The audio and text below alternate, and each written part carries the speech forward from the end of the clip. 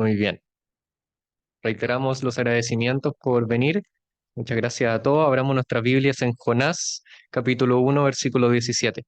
Dice así la palabra de Dios. Jonás, el libro de Jonás, Antiguo Testamento, en los profetas menores, capítulo 1, versículo 17. Dice así la palabra de Dios.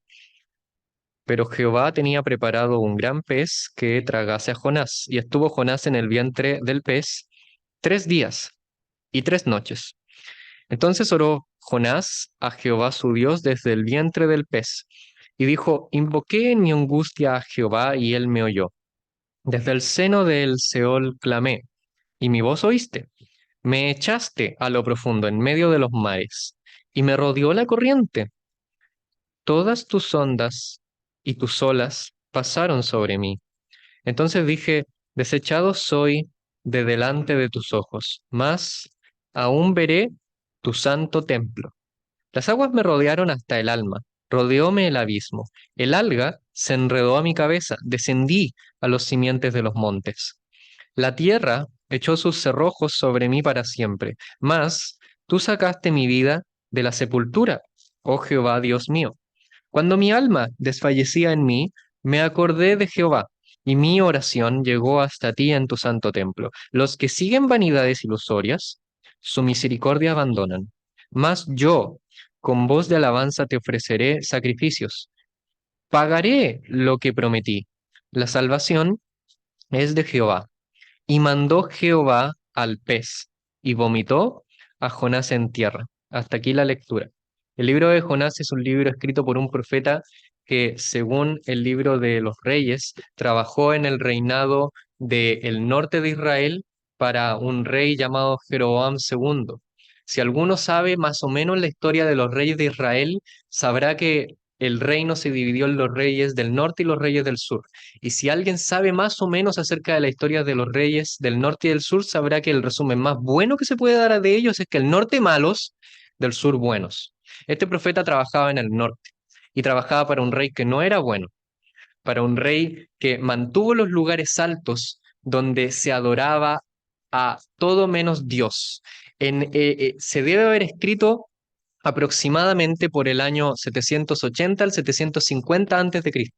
Y el reino del norte, además, fue llevado cautivo a Asiria en el año 720 antes de Cristo aprox. Por lo tanto, la predicación de Jonás, el libro de Jonás, es escrito en los últimos años de libertad que tendrá el reino del norte de Israel. Más aún, el reino de Israel fue llevado a Asiria, cautivo por los asirios, uno de los mayores imperios que existía en esa época, y el imperio tenía una capital, y esa capital se llamaba Nínive.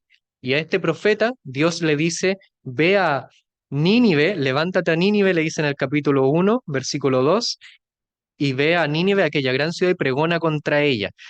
A Jonás básicamente lo que se le pide es que vaya a la capital del lugar más cruel y despiadado y difícil del imperio y que se le hable una palabra de Dios a una nación que no conoce a Dios y que eventualmente en el futuro van a ser los responsables de la destrucción de su propio pueblo. Es difícil, complicado lo que se le está pidiendo. Sin embargo, aún así es palabra de Dios, pero el profeta lo que hace es desobedecer. Se sube a un barco que en vez de ir a Nínive, que estaba al este del mapa, él se va a Tarsis, que está al oeste del mapa, y trata de huir de la presencia de Dios. Sin embargo, Dios levanta una serie de sucesos que muestran no su castigo en contra del pecado del profeta, no muestran su ira en contra de la desobediencia, sino que muestran la fidelidad de Dios hacia los que son de él. En este libro se ve fidelidad, ya que incluso como lo dice un texto del Nuevo Testamento, cuando le fuéremos infieles, Él permanece fiel, porque Él no puede negarse a sí mismo. Tenemos un profeta, y este libro lo muestra perfectamente. Tenemos un profeta que no obedece directamente al llamado de Dios. Sin embargo, Dios en su fidelidad lo mantiene como profeta y lo usa para obedecer su llamado. Tremendo mensaje, tremenda situación. No solo aquello, el capítulo 1 muestra cómo Dios es fiel ante la infidelidad de Jonás. En el capítulo 3, Jonás efectivamente va a predicar a Nínive. 5 palabras. ocupa él en una ciudad que en 3 días se recorría y él la recorre en un día, mostrando que tampoco hizo muy bien su trabajo, pero Dios se mantiene fiel al mensaje que predicó Jonás y toda la ciudad cree el mensaje, mostrando que Dios es fiel aún ante la incompetencia de los medios humanos. En el capítulo 4, Jonás le reclama a Dios y le dice en palabras simples que él no le parecía muy bien lo que estaba pasando y que él sabía que Dios es tan misericordioso que no le parece que este mensaje de misericordia se le dé a Nínive. Por lo tanto, él es perfectamente justo en enojarse en contra de los propósitos de Dios. Y en eso se ve la fidelidad de Dios aún ante la ira de Jonás, porque Dios aún así permanece con Jonás y le habla. Y en este capítulo, el capítulo 2, el capítulo más teológicamente rico del libro de Jonás, el único capítulo que no es una historia.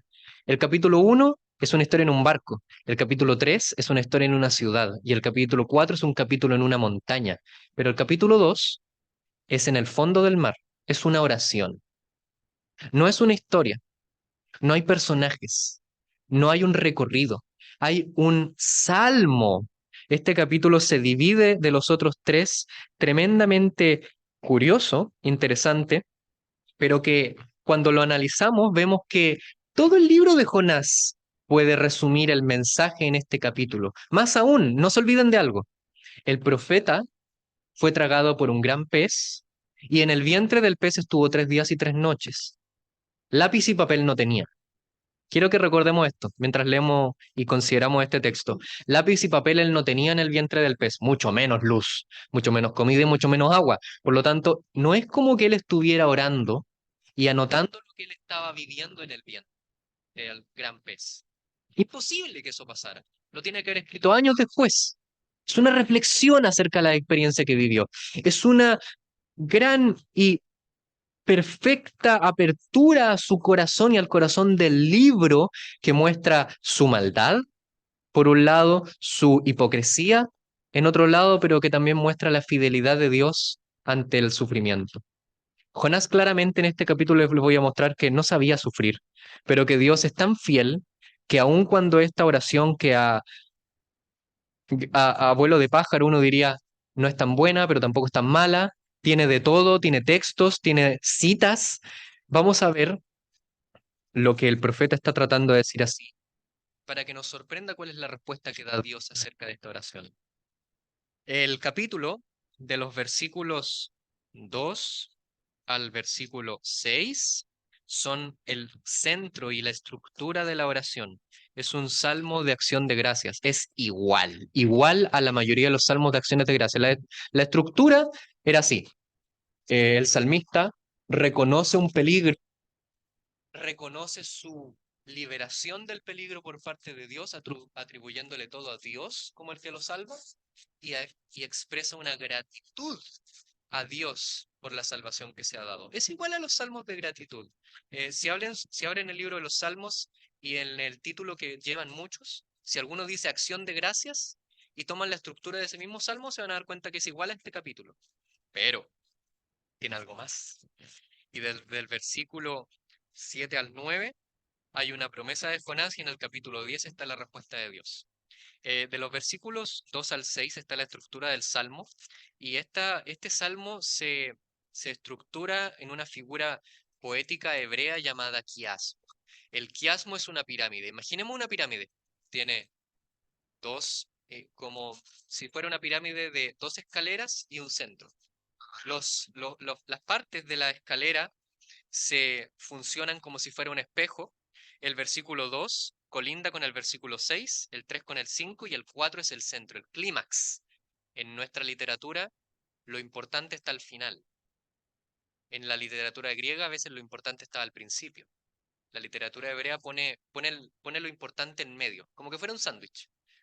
Las partes del pan son 2 panes, a veces ponemos 2 partecitas de lechuga, arriba y abajo, o lechuga y tomate, pero el centro, la carne, está en la parte del centro. Lo más importante, la proteína, lo importante.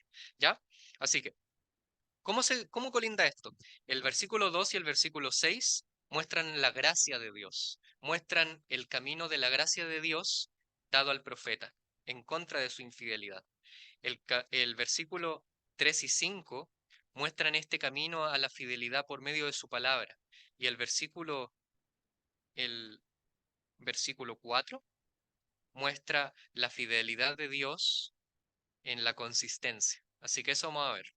El versículo 2 y 6 son partes de una misma escalera, ya que si se fijan, hablan de que el profeta invoca en su angustia desde el seno del Seol, y en el versículo 6 descendió a los cimientos de los montes.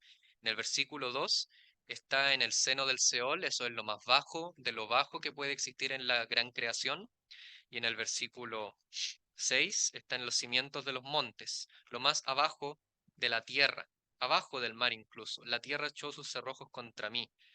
Más, ¿quién le salvó la vida en el versículo 6? Jehová Dios. ¿Y a quién invocó en el versículo 2? En su angustia invocó a Jehová. Pero quiero que noten esto. Una parte importante del sufrimiento que nos muestra acá, del sufrimiento del profeta, aparte que es merecido, es que Dios en su providencia, en su cuidado providencial, le dio un lugar seguro a Jonás. Y ese lugar seguro era en el centro de la tormenta, abajo mismo de los mares, en el centro del Seol, en un pez. Cuando pensamos en el sufrimiento, pensamos que Dios mira el sufrimiento que estamos teniendo y nos quiere sacar de ahí, pero muchas veces lo contrario. No hay lugar más seguro para nosotros que en el lugar donde Dios nos prepara un sufrimiento, donde nos prepara un dolor, nos prepara. Podríamos usar la palabra castigo, podríamos usar la palabra prueba, podríamos usar una palabra un poco más certera, donde Él nos prepara una situación infructuosa, donde Él permite que hayan frutos. Estaba viendo potente mensaje de una hermana que aparece, la entrevistan. Ella estudia de la palabra y trabaja con hermanos y ha dedicado su vida al Señor, lisiada de los pies hacia abajo, y le preguntaban cómo es su vida de oración, cómo es su vida de lectura, y ella decía, me parece que es mucho mejor que si yo no hubiera tenido sufrimiento en mi vida. Me parece que hay un lugar especial en el sufrimiento, me parece que hay un lugar especial en el centro de la oscuridad, donde hay un tesoro precioso que es la presencia misma de Dios. Quiero que noten que es en la angustia, en el seno del Seol, en los cimientos de los montes, donde Jehová lo oyó y donde le sacó, donde de ahí lo sacó Jehová, Dios mío. El punto principal del primer paso de esta pirámide es, en el sufrimiento, Dios lo llevó al centro mismo del sufrimiento para que invocara su nombre. 3 días y 3 noches. ¿No acaso, poniéndonos prácticos, no es acaso eso harto tiempo? ¿No tendría el tiempo para pensar? ¿No tendría más tiempo que nunca para orar? Estimados, claramente no es fácil sufrir.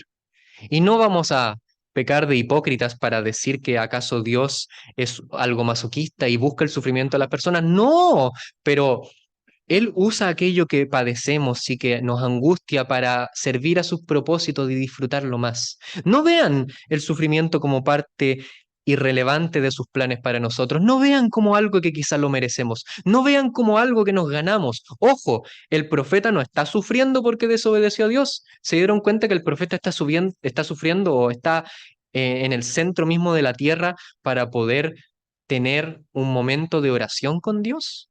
¿Se están dando cuenta que esto no fue un castigo directo en contra de lo que hizo? Si hubiera sido un castigo directo, lo habría eliminado como profeta. ¿No quieres hablar? Perfecto, no te hablo a ti. Pero Dios hace lo contrario, le da un espacio para hablarle. ¿Se dan cuenta que a veces pensamos que Dios es un Dios de obras en el sufrimiento, cuando Él es un Dios rico en misericordia y rico en gracia? Él no se caracteriza por mandar cosas en base a nuestras obras. Él es caracterizado por ser un Dios que funciona en el terreno de la misericordia y de la verdad, no solo en la salvación que gozamos, sino en la vida que tenemos en Él. Punto 2. Fue echado a los profundos de los mares. Las aguas le rodearon hasta el alma. Cuando uno llega a esta parte de los capítulos y empieza a leer, dice, oye, un momento, si uno fuera alguien hebreo, ni siquiera muy adulto, un joven, y estuviera escuchando estos capítulos, diría, oye, un momento, esto me suena familiar. ¿Esto lo escribió Jonás? Habrían preguntado en la época antigua. ¿Esto lo escribió Jonás? ¿Es la primera vez que vemos algo así? No. No, todos estos versículos son citas de los Salmos. Todos y cada uno. Todos son lectura directa del libro de Salmos, donde el profeta directamente toma versículos de los Salmos y los pone en su libro. Por ejemplo, no los voy a ver todos y cada uno. Hay una tabla súper buena que lo ejemplifica, pero, por ejemplo, cuando él dice, desechado soy de delante de Dios, o estos son citas del Salmo 18, el Salmo 5, el Salmo 91. em, y cuando uno va al libro de los Salmos y lee acerca de este dolor, este sufrimiento que él está sufriendo, por ejemplo, el Salmo 18:4 dice, me rodearon ligaduras de muerte y torrentes de perversidad me atemorizaron, ligaduras del Siol me rodearon, me tendieron lazos de muerte, en mi angustia invoqué a Jehová y clamé a mi Dios. ¿Se dan cuenta cómo es muy parecido al versículo 2? Sí, porque son todas citas, son todas citas. Si tienen un libro, si tienen una Biblia con, con referencias perfectas, va a estar lleno de citas al lado. Es perfecto, son citas. ¿Y qué dice eso? ¿Eso es algo malo? A priori no. Esto muestra que en el sufrimiento, la palabra de Dios es de los medios más preciosos que podemos tener. No miremos en menos la lectura y la memorización constante de la palabra de Dios.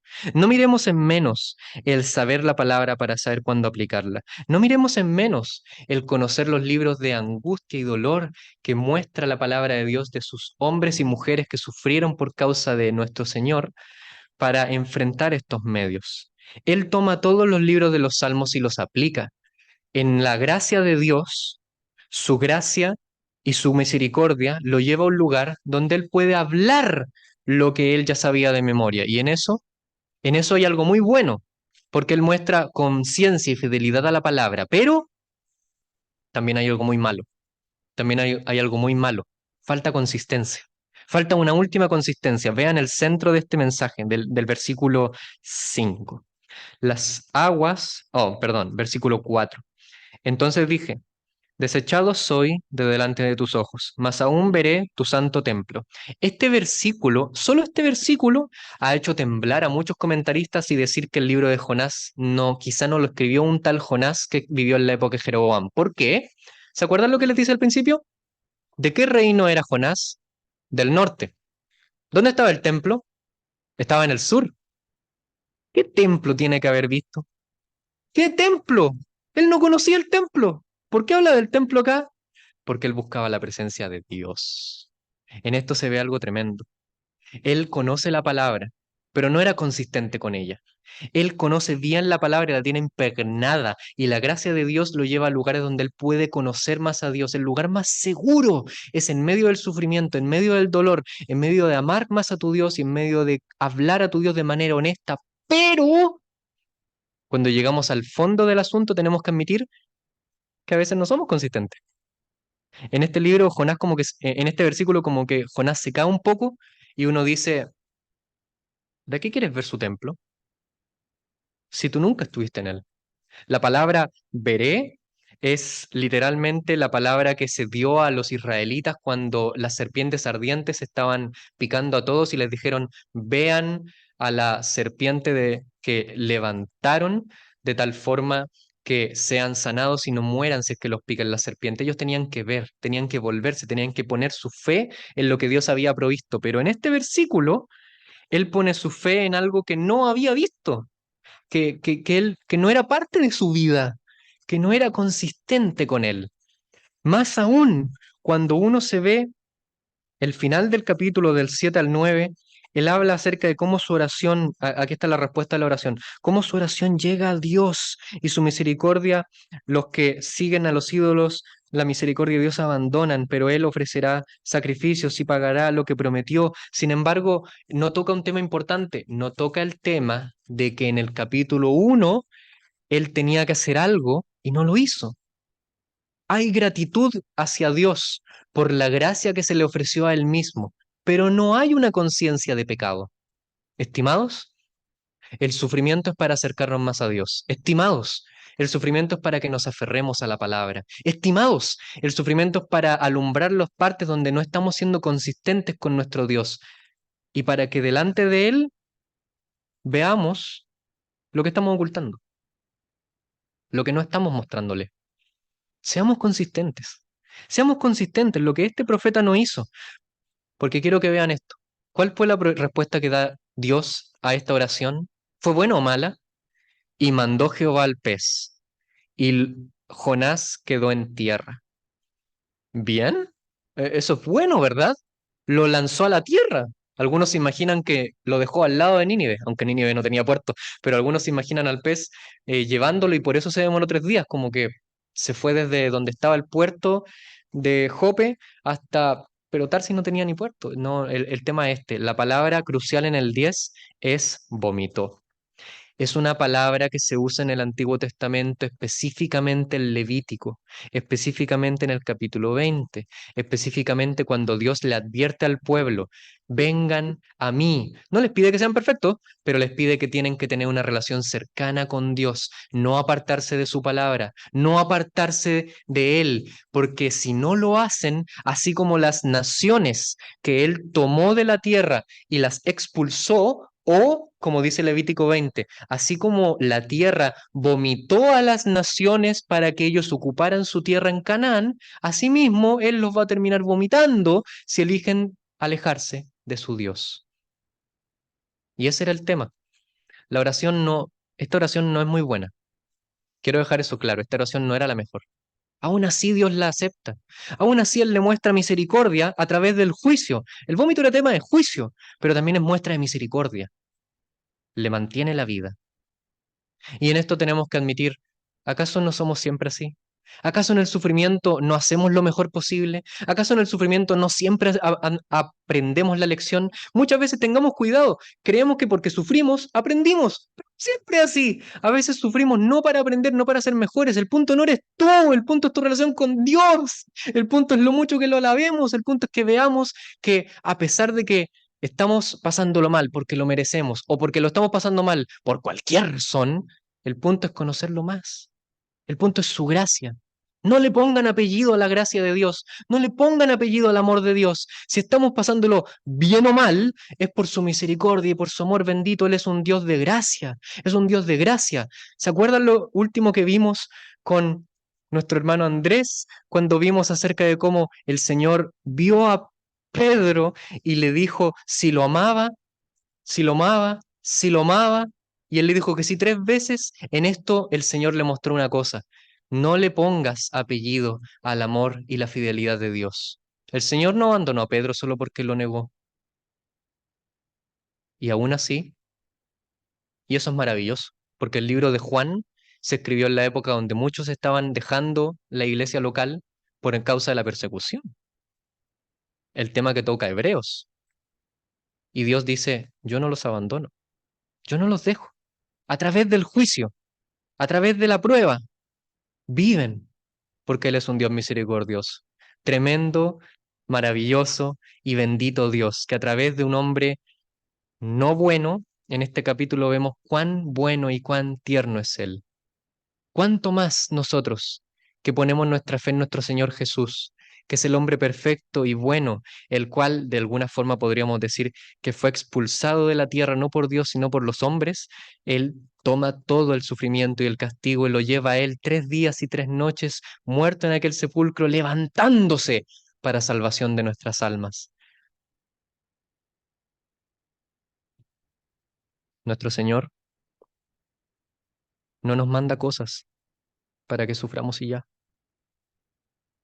Quiere hacernos ver cuán bueno es poder disfrutarlo, cuán bueno es poder confiar más en él. Si yo te mostrara un salvavidas, te lo mostrara un salvavidas último modelo y te dijera, bonito, ¿no?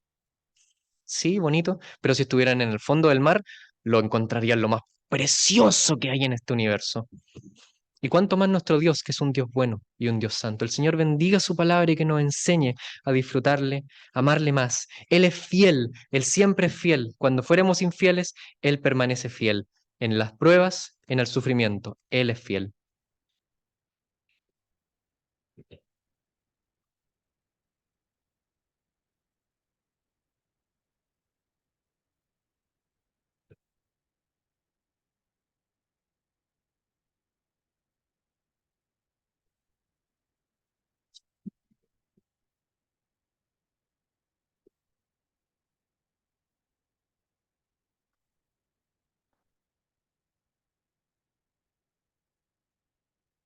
Muy buenas tardes a todos. Un gusto poder compartir en esta tarde, tal como decía mi hermano Cristian. Vimos hace 2 semanas atrás, precisamente estábamos los dos, y, y vimos algunos aspectos del llamamiento que Dios hace a todo creyente. Y lo vimos ejemplificado en eh, la restauración de Pedro. Yo les voy a mostrar el día de hoy, y por eso les quiero pedir que me acompañen a 1 Corintios capítulo 9. Un ejemplo que tal vez contrasta con Jonás, en el sentido de que este sí es bueno. No bueno, obviamente entendido, no bueno como delante de Dios, justo en sus propios méritos o fuerzas de ninguna manera, pero sí es un ejemplo bueno, tan bueno que va a ser capaz de decir en esta misma carta 2 veces, imítenme, porque yo imito a Cristo. Y es obviamente el apóstol Pablo, de él estamos hablando. Dice así, voy a leer desde 1 Corintios 9, desde el 18 hasta el 27. Voy a hacer una intro después y nos vamos con algunos puntos. ¿Cuál pues es mi galardón? Que predicando el Evangelio, presente gratuitamente el Evangelio de Cristo, para no abusar de mi derecho en el Evangelio. Por lo cual, siendo libre de todos, me he hecho siervo de todos para ganar a mayor número. Me he hecho a los judíos como judío para ganar a los judíos. A los que están sujetos a la ley, aunque yo no esté sujeto a la ley, como sujeto a la ley para ganar a los que están sujetos a la ley. A los que están sin ley, como si yo estuviera sin ley. No estando yo sin ley de Dios, sino bajo la ley de Cristo, para ganar a los que están sin ley. Me he hecho débil a los débiles, para ganar a los débiles.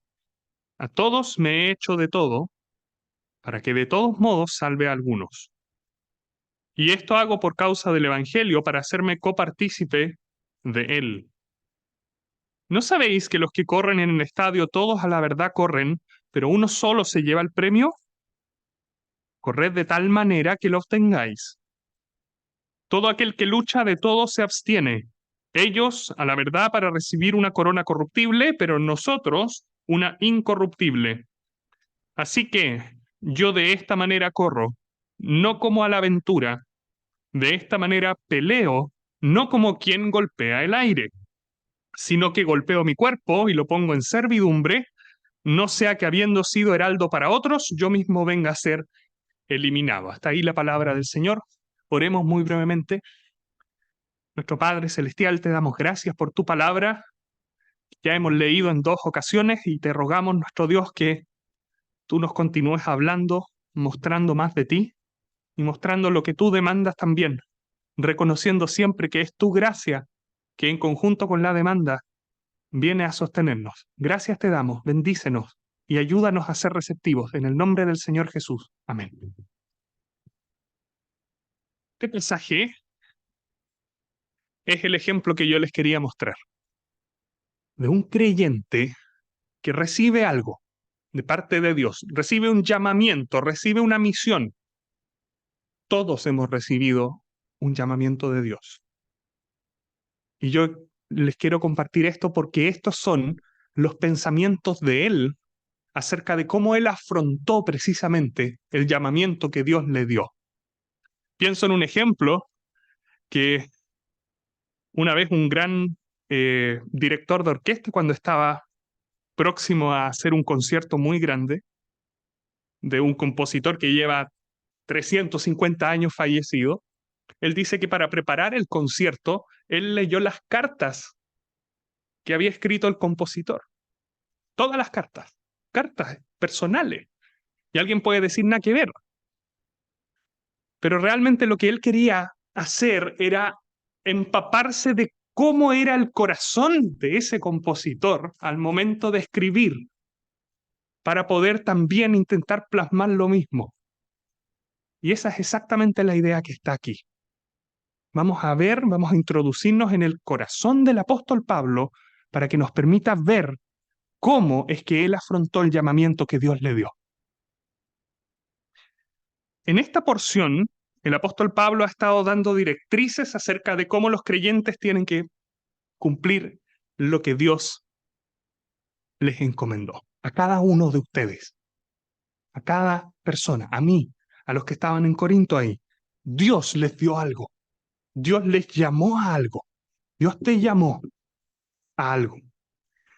En el capítulo anterior, y eso lo dejo para el estudio personal, ya mostró un precepto que es fundamental y que se va a aludir aquí también, que es que la libertad cristiana debe ser sujetada, debe ser limitada en pro de no poner ningún tropiezo a otra persona.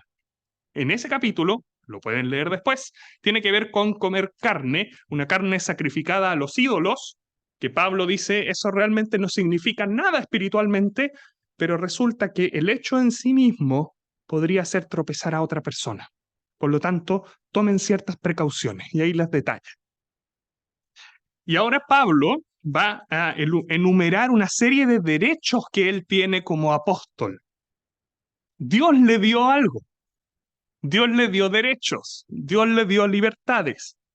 Y la libertad que está aquí es que él tiene libertad a ser él tiene el derecho como predicador, como apóstol, de ser mantenido materialmente por aquellos a quienes él sirve espiritualmente. Eso es lo que dice el capítulo 9. Hay distintas figuras, hay distintas metáforas, pero apuntan a eso. Él tiene derecho a ser mantenido materialmente, económicamente, por quienes él sirve espiritualmente. Pero él rehusó hacer uso de ese derecho. El versículo 18 lo dice. Su gloria, su orgullo, su galardón tenía que ver con predicar no usando ese derecho. Dice, ¿cuál pues es mi galardón? Que predicando el Evangelio lo presente el Evangelio de manera gratuita, teniendo derecho de poder pedir mantención, no riqueza, pero sí mantención. Y eso es gratificante para él. Él es gratificado en cumplir su llamamiento de predicar el Evangelio de forma gratuita. Y la actitud que está aquí es lo que les quiero compartir. Pablo está dispuesto a darlo todo por cumplir el llamamiento. Y si hay un título que le pudiera poner a esta porción, es ese: todo por el llamamiento. Quiero ver 3 puntos. Cómo Pablo, en primer lugar, limita sus derechos y libertad. Ese va a ser mi primer punto. Un poco más largo. Compite para ganar. Ese va a ser mi segundo punto. Y mi último punto es que considera la retribución que va a haber. Y eso es lo que yo les quiero dejar, y a mí mismo también. Porque podemos imitar estos 3 elementos que Pablo nos dice aquí. Vamos al primero de ellos. Versículos 18 al 23. Pablo limita su derecho y su libertad. En este capítulo, él partió diciendo que él es completamente libre. El versículo 1, no lo leímos. Él es libre. En la segunda parte de este capítulo, él aclara que él tiene libertad económica. Él lo hizo renunciando a su derecho. Y ese es el punto. Pablo dice, yo soy libre, Dios me dio algo, Dios me dio un derecho, pero yo no lo voy a ejercer, a pesar de que Dios me lo dio. Porque ese es mi galardón. Hay un comentarista comentando el versículo que dice, el versículo 19, que dice, por cual siendo libre de todos, me he hecho siervo de todos para ganar a mayor número. Este comentarista dice que la libertad es un concepto relativo que tiene sus propias limitaciones. Pablo no dice que es libre de todas las cosas, sino que es libre de todos los hombres. Pablo no se somete. Pablo somete su libertad, pero siendo libre de toda persona. Pablo se somete a todos los hombres, siendo libre de todos ellos porque los quiere ganar para el Señor. Versículo 19, la palabra siervo es la palabra esclavo. Es una palabra bastante utilizada en el Nuevo Testamento. Esclavo. Versículo 20 nos describe que a los judíos él se hizo como judío. a los sujetos a la ley, puede ser, puede haber una pequeña diferencia, sí, no es el punto central. También se hizo como si él estuviera sujeto a la ley. Pablo sí circuncidó a Timoteo, que era de ascendencia judía, para no causar tropiezo. Sí pagó en Hechos de los Apóstoles, capítulo 21, los votos de 4 hombres para no poner tropiezo, para mostrar un buen testimonio. Pero es súper rápido en este pasaje también en aclarar que no está sujeto a la ley. Eso dice el versículo 20, en un paréntesis que está agregado, el paréntesis, pero es de Pablo, aunque yo no esté sujeto a la ley. Por otro lado, versículo 21, a los que están sin ley, seguramente los gentiles, seguramente los que no eran del pueblo de Dios. Ante ellos, sin ley, él nunca accedió a circuncidar a Tito, por ejemplo.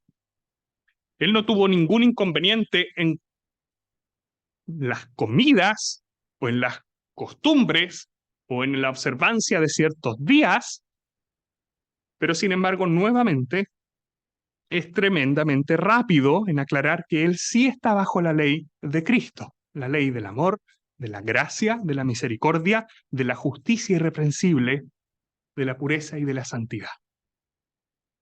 Versículo 22, los débiles, probablemente los débiles de conciencia, para que no fueran atormentados y que no hubiera tropiezo en que ellos conocieran el Evangelio. Y el versículo 23 es su motivación. Él quiere colaborar con el Evangelio, él quiere participar de los frutos del Evangelio, así como él recibió su llamamiento de parte de Dios. Él dice, yo quiero participar con lo que esto produzca. Quiero hacer ahora una observación de algunos puntos importantes aquí.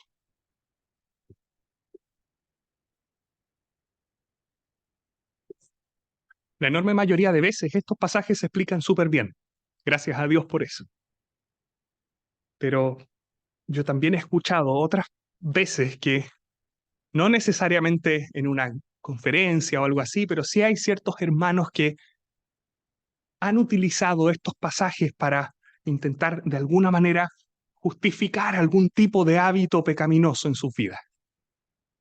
Hoy Pablo se hacía a todos como ellos con el objetivo de ganarlos. Pablo se hizo judío como judío a los judíos, se hizo como gentil o sin ley a los que no tenían ley, a los débiles se hizo como débil. Por lo tanto, yo tengo entonces derecho a embriagarme y descontrolarme con los familiares inconversos, porque de esa manera comparto con ellos y los puedo ganar para el Señor. Esa es un poquito la lógica que a veces se escucha.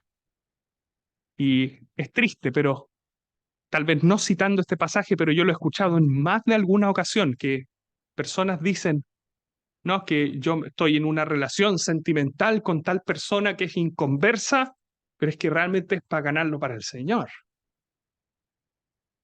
O bien es que yo quiero ganar a mis compañeros de la universidad o del colegio o del trabajo, por lo tanto, copiamos en las pruebas, por lo tanto, hacemos una trampa, por lo tanto, hacemos algo que no es debido, pero realmente es para insertarme en su círculo y estar con ellos y por lo tanto ganarles para el Señor. Esa es una lógica que a veces se encuentra. Pablo no está diciendo eso. Pablo no está aquí abrazando ningún tipo de elemento pecaminoso en esta lógica. Es totalmente lo contrario. Se los pongo de la siguiente manera. Pablo tiene ciertos derechos y él jamás en este pasaje dice que él tiene la facultad de aumentar sus derechos para ganar a las personas. Sus derechos nunca aumentan. Sus derechos solamente se empequeñecen. Sus derechos solamente se limitan.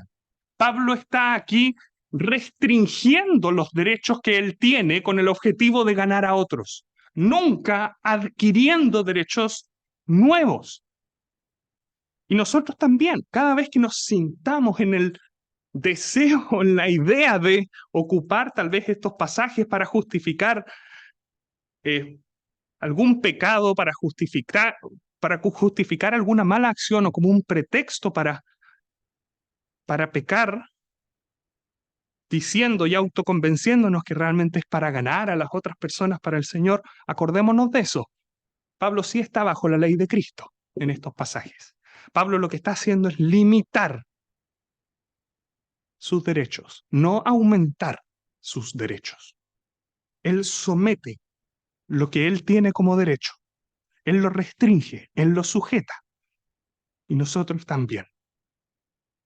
En todo ámbito, en la Escritura, como creyentes, tenemos múltiples libertades. Tenemos múltiples cosas que podemos hacer. Pero siempre consideremos como primario en nuestras vidas, como prioritario, el llamamiento que Dios nos hizo. Lo que Dios te ordenó, lo que Dios te manda que hagas. Eso es lo primero. Considerando el ejemplo de Pablo, restringamos lo que sea necesario que haya que restringir, pero que pueda generar algún tipo de tropiezo en el objetivo que hay ahí. Nuestro Señor mismo, Él comió por un lado con publicanos, con pecadores, por otro lado comió también con fariseos, con maestros, con escribas, y en ninguno de los dos casos Él jamás avaló el pecado, jamás participó del pecado. Él a todos se hizo de todo, como dice Pablo aquí, a todos se hizo de todo. Y Pablo está haciendo lo mismo, y nosotros también debemos hacer lo mismo. Limitémonos, limitemos nuestros derechos, porque Dios nos dio un llamamiento santo. Y si nuestros derechos van a entrar en conflicto con el objetivo o en la labor que Dios nos dio en este mundo, entonces nuestros derechos son los que deben ser limitados. Segundo punto, versículo 24 hasta el versículo 27. Pablo compite para ganar. Se ponen dos metáforas aquí relacionadas con los juegos del Istmo de Corinto, que es la carrera y la lucha. Algo así como las Olimpiadas. El versículo 24 habla de la carrera, versículo 25 habla de la lucha, 26 amalgama ambas. Hay que tener mucho cuidado con no llevar más allá este pasaje, con no tomar la metáfora de la carrera, no sacarla de su contexto, porque hay un riesgo grande con explicar este pasaje. Y el riesgo es el siguiente, que alguien podría pensar, en base a lo que dice el versículo 24, que realmente uno solo se lleva el premio. Eso dice el versículo. Bueno, el apóstol Pablo no está hablando ahí de que un solo creyente se lleva el premio, está hablando de que un solo maratonista se lleva el premio.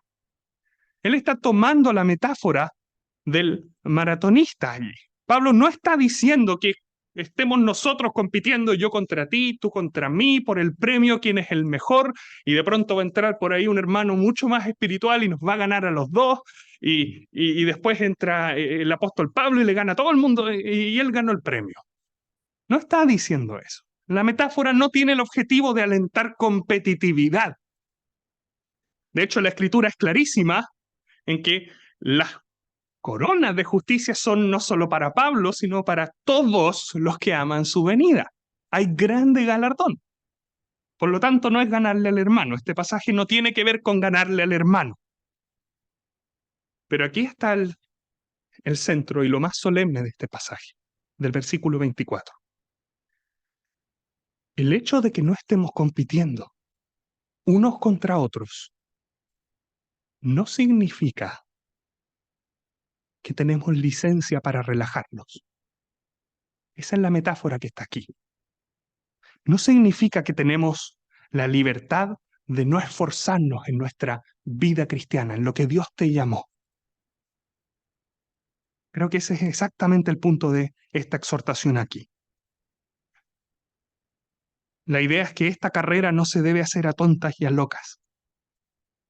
Por el contrario, que si se quiere aspirar de la misma manera que el maratonista, si quiere aspirar a conseguir la guirnalda y el honor de llevarse el premio, tiene entonces que tomar en serio su maratón.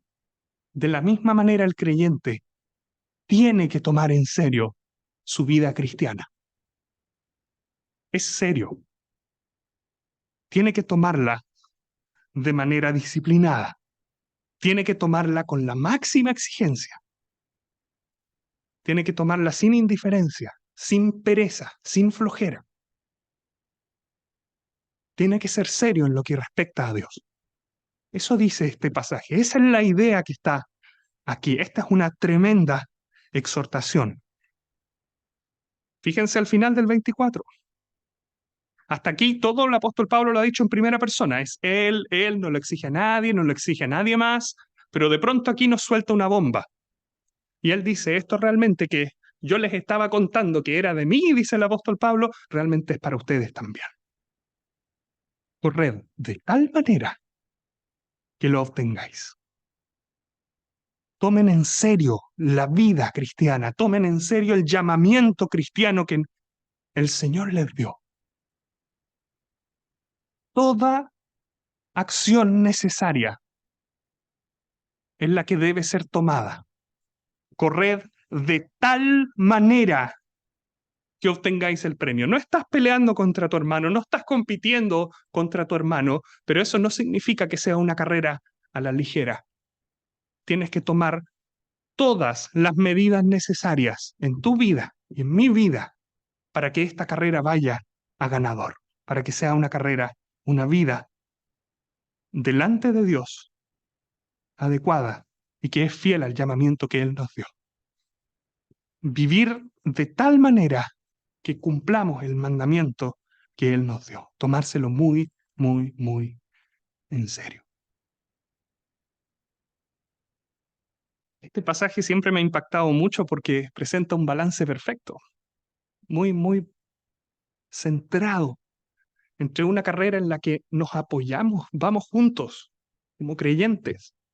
Y si alguien cae, si alguien está débil, como creyentes y como comunidad, nos exhortamos, nos animamos, lloramos unos con otros, nos alentamos unos con otros, pero al mismo tiempo, individualmente hablando, ya no unos con otros, individualmente hablando, requiere la máxima seriedad, el máximo autocontrol, el máximo dominio para poder correr de una manera que sea adecuada. Hay una disciplina y eso es lo que está aquí. Ahora bien, ¿a qué se traduce esa disciplina, esta exigencia, esta seriedad? Versículo 25. Y de nuevo caemos en el mismo punto. Abstenerse de ciertas cosas que son legítimas. El versículo 25 de nuevo es, y trae a la memoria una vez más lo que son las carreras, lo que son las peleas, y dice de todo se abstiene el luchador. Abstenerse, disciplinarse. Eso es importantísimo en la vida cristiana. Él se domina a sí mismo. Versículo 26 y versículo 27. Correr a la aventura, como dice ahí. No corro, no como a la ventura. La NBI lo dice, no como quien no tiene meta, no como correr por correr, sino correr con un objetivo, correr con un foco. Golpear el aire puede ser un boxeador que entrena, o bien que falla los golpes, que no es preciso, que no es certero. También puede ser ambas. Hablan de un dejo, de flojera. Y si es necesario, disciplinar su propio ser. Versículo 27 dice que golpea su propio cuerpo. Esto no es un monje que se autoflagela, no es esa la idea. Es un creyente que se gobierna a sí mismo, que hace todo lo que sea necesario para dominarse a sí mismo, para disciplinarse, para correr de una manera que sea digna del premio. Pablo está corriendo a ganador. Y el versículo 24, al final, Dios nos dice, corran ustedes también. corred de tal manera que obtengan el premio. Y por último, mi último punto, considera la retribución. Ese es otro pilar que Pablo basa su vida cristiana. Y él dice lo siguiente, versículo 25 al final, que él mira más allá y él ve una corona incorruptible. Y él dice, si yo corro bien, si yo peleo bien, si yo vivo bien delante de Dios, voy a ganar una corona incorruptible, un galardón incorruptible en el tribunal de Cristo. Pablo mira una meta eterna y la bajada práctica que él hace de esa visión eterna es que él dice, yo hoy día voy a limitarme, voy a disciplinarme, voy a abstenerme de cosas con el objetivo de alcanzar ese objetivo eterno. Ese objetivo eterno lo especifico, tal vez es obvio, no tiene que ver con la salvación eterna, que ya está, tiene que ver con el galardón eterno. Su vida, mirando la eternidad, se ve modificada aquí y ahora. Y eso también es algo precioso. Esa es la forma en la que Pablo nos ejemplifica cómo vivir, cómo responder al llamamiento que Dios le dio. ¿Y saben lo solemne de esto? Es que está el versículo 27 allí. Y ese versículo es solemne. Dice lo siguiente: no sea que habiendo sido heraldo para otros, yo mismo venga a ser eliminado. Este eliminado, continuando con la metáfora de corredores o luchadores, es una palabra que tiene que ver con juegos deportivos. Es lo mismo que decir descalificado. Así que eliminado está bien, eliminado en el sentido de que queda fuera de la competencia, no recibe premio alguno. Esa es la idea. No tiene que ver con que vaya a perder su salvación, pero sí va a perder gran galardón. Y si solamente pudiéramos ver el gran galardón, entonces probablemente estaríamos un poco más como Pablo intentando vivir vidas que agraden al Señor. Y yo sé que estamos haciéndolo, y gracias al Señor por ello. Y sigamos así. Porque por otro lado, si no corre bien, o si no corremos bien, si hay relajo, desánimo, indiferencia, entonces va a ser descalificado del premio. Eso dice el solemne versículo 27. Hermanos míos, imitemos a Pablo. Versículo 1 del capítulo 11 de esta misma carta. Sed imitadores de mí, así como yo de Cristo. Punto 1. Que nuestros derechos y nuestras libertades jamás sean un tropiezo. Al contrario, restrinjámoslas siempre que sea necesario para cumplir con lo que Dios nos demanda. Ese es el ejemplo de Pablo aquí. Ese es el ejemplo del Señor, de hecho. Segundo lugar, que nuestra vida cristiana sea tomada en serio. Que hagamos todo lo que sea necesario para que nuestra vida cristiana sea una vida agradable delante de Dios. Todo lo que sea necesario, corred de tal manera que lo obtengáis. Y por último, que no nos olvidemos que si no vivimos una vida así, podemos perder el galardón. Pero por el contrario, si es que sí vivimos una vida así, entonces hay un gran galardón eterno que nos espera en la gloria. Y eso es lo que Pablo está mirando. Y él dice, yo voy por eso. Y eso es lo que también yo quería compartirles, para que vayamos todos juntos por eso. Que el Señor bendiga su palabra. Vamos ahora. Nuestro Padre Celestial, te damos gracias, hemos podido considerar tu gran misericordia al tomar hombres que, lejos de ser perfectos, muestran muchas veces gran indiferencia a ti. Pero tu misericordia es patente y hemos podido verlo en tu palabra. Y también hemos podido ver cómo tú has puesto en el corazón de tus siervos el responder a lo que tú demandas. Te rogamos que nos ayudes. Reconocemos y sabemos y descansamos en tus promesas de que tú nos sostienes, de que no es en nuestras propias fuerzas. Y te rogamos, nuestro Padre, que así sea, en esta noche, el día de mañana. Te rogamos que nos ayudes a ver a tu Hijo en la gloria y a considerar su pronta venida. Ayúdanos a vivir vidas que te sean agradables, como dice tu palabra. Bendice a tu iglesia. Bendice a aquellos que no pudieron venir. Guárdanos y ayúdanos a que podamos ser hallados irreprensibles. En el nombre precioso de tu Hijo, nuestro Señor Jesucristo, lo hacemos. Amén.